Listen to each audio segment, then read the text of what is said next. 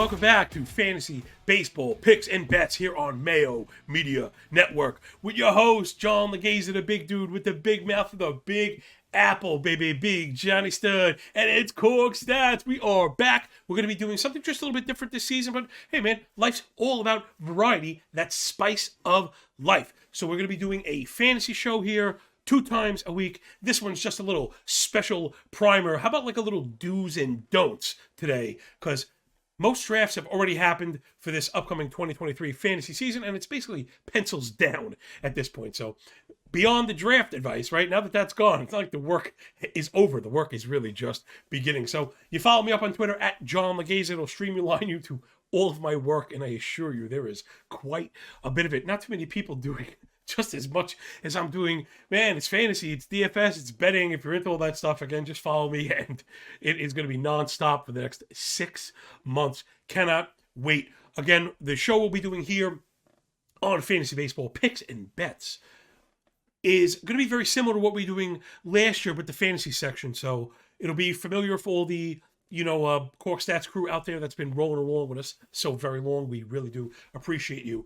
I'm thinking the first episode of the week will be highlighting standouts. So the Tuesday show will be looking at, the way we always do, we'll be busting down those advanced statistical leaderboards where, I mean, listen, it's just what it is. The stats can be a little bit difficult to get your hands on, in particular trying to time sort them. And, that's what we stick out, I think, around here with the nuance and the context that you get when you roll with the big dude. We'll be diving in and pairing the most critical advanced stats under our time-sorted lenses, looking for potential breakouts on both the hitting and the pitching side. And then I think the back-end show, of course, we'll always be doing news and notes and stuff like that. That goes without saying, a quick catch-up. And then I think we'll be looking at ads, because that's really where it's at. Remember, even like the best team, when you look at it, the roster, at the end of the season, it's not even half the players that you drafted most of the time, between injuries, trades, if you allow that stuff, and then, just role, skill, health, all these things just, becomes a war of attrition. So follow us all season long, and I think just those 2 quick hits will be enough to keep you in tune with fantasy. I'm playing high stakes head-to-head. I'm also playing high stakes roto. I'm going to be in there all year, and again, that really is how you differentiate, right? I've actually found, following some of the best players in the world, you may not necessarily be impressed with their player analysis. And I'm not taking a swipe at them, because look, player analysis, which I think I'm very good at, hasn't gotten me, to the, NFBC promised lands, let's say. So every year we get a new crack. I like to think I'm working hard at getting better at putting together the Roto 5x5 puzzle. And, that's what maybe today will be, right? That's kind of the running theme today, is going to be the process of it, right? So now the drafts are done and it's happening. We're just going to do do's and don'ts on both sides of the ball with the new season. Again, you really got to be careful. Well, again, we'll cover it in the do's and don'ts. So hopefully in a little bit, I'm going to put on a clinic and then ask you for those cartoon thumbs on YouTube, because they matter just a lot more than they should, man. Call me Mr. Cartoon Finger, because I'll tell you what, you don't even have to get a lot of views, but you convert them into cartoon fingers, and all of a sudden, the analytic machine is doing the thing that it does. So let's get down into the dirt, man. I guess let's start with the do's, right? Let's start with the do's. Donnie Do. On the hitting side, right? So the things we want to do is pay attention. The things we want to do, I think, is focus on disciplinary stats, right? Probably, in my opinion at least, the truest skill, right, for a hitter is not chasing, right? The thing that you control is the bat in this swing. Now, granted, you're in control of the contact up to a point, but it's round ball, round bat, very unpredictable, very wonky, right? The things that we talk about all the time. It's not a surprise here. Great hitters are great. But batted ball quality, probably the statistics that get you in trouble the most. Disciplinary stats, for me, the most stable.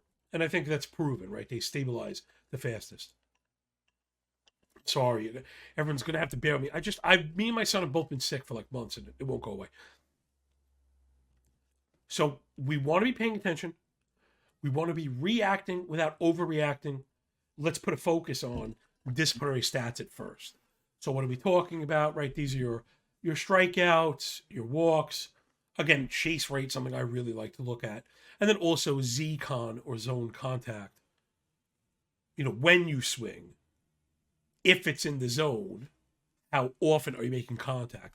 Then I like to get into contact quality. People often kind of chase barrel rate first. Barrel rate is great, but I want the underpinnings first. We want disciplined approaches that are going to consistently get us to the answer, which is batted ball quality.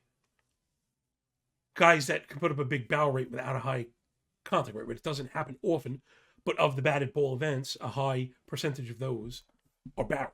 There's your barrel rate. So more goes into it than that. And again, why? I know I'm very analytically driven and I do a lot of stats. But if you're new here, this is what you're going to get. Are numbers, but the ones that matter. And hopefully in an order that makes them make sense. Right? It should just be number. That's silly. The numbers should kind of speak to us. And that's why I often talk about players and teams in terms of surface stats, which we just can't ignore, right? Production matters.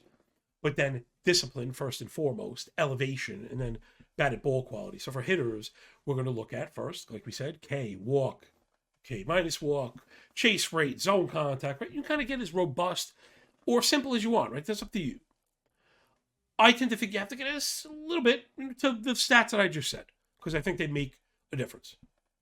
Then into elevation, the next thing we want to be paying attention to is the hitter lifting the ball. Now, again, we do not want to overreact, but elevation rates matter. And I think that might be a don't, maybe for later on. We want to be careful of trying to wish cast things we haven't seen yet, right? Let's leave it at that. But to the things we want to do is pay attention to the elevation basket, keep an eye on ground ball, fly ball rates. And again, these are the things we're going to be doing if you're hanging out with me here. It's going to be a quick hit, but it will be fantasy focused. And again, I really feel like, my goal at least is with our 2 half-an-hour sessions or whatever, you're going to really feel up to date and you're going to have all the best ads that we could take to the bank. I may even go back if I get time and hang that because we have that receipt. We were doing ads all year last year. We had every good player. Why? Because we were on the things that matter first, adding those players and then letting it happen. It was just a carnival last year. It was Brandon Drury early on the hitting side, Jake McCarthy later on. Just everybody, Miranda, just everybody that you could have added. Anybody that you could have added. We're on them first because we're paying attention. And again, that really matters. So hopefully we're tying in. I know I do a lot of talking. Hopefully it's not as much rambling as it is kind of point making and then more so point connecting, right? So after elevation, is it on the ground, in the air? Right, discipline, elevation, and then contact quality. When you hit it, right, with a high zone contact, right now that we know you're hitting the ball in the zone, is the ball struck well? And I think the things I like to look at are, believe it or not, early on I like to look at expected stats. And I know maybe that's not much of a surprise, but if you follow my work, I often think they mislead people because they're kind of misused, I think. It's not like a luck stat, though I do understand intuitively how you come to that conclusion. I don't think of it in those terms because, right, basically expected stats take exit velocity and launch angle. I was going to say launch velocity, which I've heard some people use, right, the combination. But it's just true, right? That's just what it is. The best descriptor of a ball being struck, right? How hard and at what angle, right? Because we know every click above 95 miles an hour is directly related to slugging. We also know that balls lifted in the air do more damage, right? Though they have a lower batting average, right? So a ground ball has a better chance of finding the outfield and getting it on first. Ground balls don't get into the seats for home runs. Fly balls that don't go into the seats are outs, more generally than not. So reason we got to be careful with saying it's pure luck is you can hit the ball on the screws, but right at a defender. Now, that's not necessarily good, right? Because it doesn't account for direction. So it's a combination of all these advanced statistics. So I like to look at expected BOBA on contact, right? Could you fit any more in your mouth? But the idea being, or ex-wo bacon, some people use it. The idea this is purely isolated to contact only, right? You can get an idea of how well the ball is being struck. And whereas X-WOBA accounts for some sprint speed, and I think like walks and strikeouts, right? There's just other stuff that go into it. It's not purely isolated, though these things are very highly correlated. So I'm just talking about myself and the things you'll expect to see here as we hash out the advanced statistics and how to use them. So for hitters, what are the things we want to do? Pay attention. Pay attention to our statistics and the way our baskets speak to us. And then the other thing we don't want to do is overreact, right? The thing that we want to do is something that we don't want to do. So you'll be sometimes like hurry up and do nothing. And I think that's what it is, right? With hitting, allow it to develop, in particular in the front of the draft, right? Which is why we put so much work into our draft. Because once we invest in these players, we don't want to cut them. You should be willing to cut bad players late. Even if they were your favorite sleeper guy. We gotta win now, in particular H2H, maybe Roto as well. But H2H, where those wins really rack up. You want to be churning, in particular 12-team leagues. This goes across the board. Right? So for hitting, there's a good hitting to do is take advantage of the available replacement value on the wire.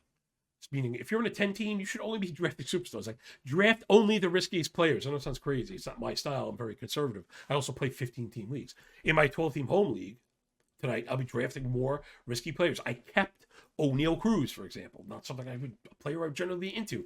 You want to play for ceiling. If he stinks, you kind of cut him. If he gets hurt, you kind of cut him. Or you put him in an IL spot. Something you don't get a chance to do in NFPC. But you want to be shooting for the stars because the boring shortstop is going to be available. You could get, enter a boring name here. There's just more shortstops than there are teams. So if there's an available amount of talent, you might end up with like whatever Tovar, the Rockies, maybe no one's into him, or even it's just weird. I just always players. I find it weird. I'm struggling so bad to name people just because they're everywhere. Like I struggle with the amount of quality on a 12-team league. So I think that's pretty much our dues for the hitting side. I probably could have looped in the pitching side as well because it's pay attention, right? And then to our baskets, which K, walk, chase rate, contact rate, perfect overlap there. Same for elevation, perfect overlap, but in inverse, right? We want our pitchers to keep it down. So our pitchers keeping the ball, are they getting swings and misses? Are they walking hitters? Are they winning inside the zone, in-zone contact rate? Do they keep the ball down, ground ball rate? And do they allow a lot of hard contact? Be careful with using hard contact for pitchers in particular. I think it's a better measure for hitters. I was just kind of degrading it, but more so for pitchers. It's very wonky for pitchers. A pitcher does control contact only up to a certain extent. We're getting into angles, and then we get into the wonkiness and the variance, inherent variance. So the things we want to do, people, to wrap it real quick, because we'll take a quick break and then come back with all our don'ts. The things we want to do: pay attention, be confident, allow these things to play out, but we're still doing our work and kind of planning the whole time. I think the best way to, air quoting, overreact is to make the moves on your bench, right? You shouldn't be dumping starters that you put the time and draft capital into. The starters that you worry about, look at me, right? Let's say I start to worry about O'Neal Cruz, right? You're not dropping him immediately, but you start to look for a replacement shortstop. Be active and grind. I don't care if you're chasing. Chase the hottest player. I don't care. I know, but somebody will probably scold me for that, but I really don't care. Because if somebody comes out of the box smoking hot, especially in these more shallow leagues, you got to jump on the talent because you want every breakout. Because I think, if you're not first, you're last, Ricky Bobby style. But it's the truth. Nobody remembers second or third place. You got to play to win. 15-team leagues, it's more of a slow go. And saving that fab means more at the end of the year. I think the competition level is a bit higher right across the 15 teams. So, all right, there's our dues for both sides of the ball. Rate, review, and subscribe to the audio-only pod. And if you're picking up what I'm putting down, you can tell the show is going to be a lot of fun. Although we are going to be doing more like direct fantasy stuff once it starts. Right now, we're just in kind of that weird, dead zone where, the drafts are done, but the games haven't happened. So, just to let you know, we're doing some thinking, we're doing some numbers, we're doing some applying. And hopefully all that's going to make you a better player. I don't see how it can't, because, I'm working really hard at this. And again, playing at high levels is not a boast, right? No one cares. But playing at highly competitive levels that I know now, having stunk, right? Again, I wear my stuff on my sleeve, having stunk at first. it is the grind that gets you there. And I know it's really reflected, and I'm always so highly competitive in 12-team leagues because of how competitive I am in a 15-team league. So hopefully you're going to be saying the same thing when we're done. So boom, that'll do it. Do all the fun YouTube stuff, because again, that stuff matters more than it should. I'm going to take you into the opening day tomorrow. Yes, how exciting. And remember, we'll be here at Mayo Media Net on Tuesday and Friday with this show. Make sure to look for it on YouTube and your favorite podcast provider. We'll be doing statistical breakouts on Tuesday, and then like an around the league ads at each position. I actually had a pretty cool graphic we'll bring it back. It's my favorite ad for 10, 12, and 15 team leagues. Like, right, this porridge too cold, this porridge too hot, this one will be just right. And you try and add the highest on the list that you can. I had started doing single ads, and whatever, I couldn't appeal to my 15-team people because the replacement level, like the value is so low that I was mentioning. All right, let's close this bad boy up strong. And on the don'ts, which probably more important than the do's, right? Because especially in the beginning of the season, I think the do's are handled with our analysis and our research. Right? Do draft the guys you believe in, and then do let it happen. Right? Don't rush your work, end up drafting bad players that'll lead you to overreact. So I think the biggest don't, again, is that overreacting on the hitter side. Funny how you will see me, quote unquote, again, overreact to pitching. So this one, I know I kind of brushed past the pitching before to do is maybe I hope I didn't go too fast, but I should have clumped it together because the overlap is so strong, right? Letting it happen, believing in the work, all that stuff. The don't side, and to the overreacting. Man, it's funny how this is something I've probably changed. I used to just try and let everything be. Everything comes back to the norm. Everything is going to regress, whatever somebody once was, meaning kind of relying on track record. And there's something to that. But what I have found is it's really split down the line, hitting and pitching. Meaning hitting, and this goes in line with my projection style work, if you're familiar. You got to use hitting projections. The samples are there, and the correlation is there. It's valid. Also, tangible hitting changes, I think, happen a lot less often. Again, with all the samples. Changes are so slow, is maybe what I should say. That when you bake in the variance of the batted ball stuff, everything we've been speaking about, you want to be patient. Now, I'm not saying that you don't want to be patient with pitchers, but I am saying you will see me overreact regardless of the format if we find it in the underlying stats. And that's why I use these things, right? Not to look smart or cool, which I don't think they do either, to be honest. Pitching trajectory, right? Player trajectory on the pitching side, I should say, is so rapidly affected that you have to react to it. And the answer, I think, is in the Savant page. And again, you'll see it if you hand follow my work. We're not going to be doing too much of it here, but I'll be doing stuff everywhere. And I don't want to promote anywhere else. You follow me on Twitter, you follow me. But I will be covering the more granular stuff that's going to get us to the betting work. Those answers.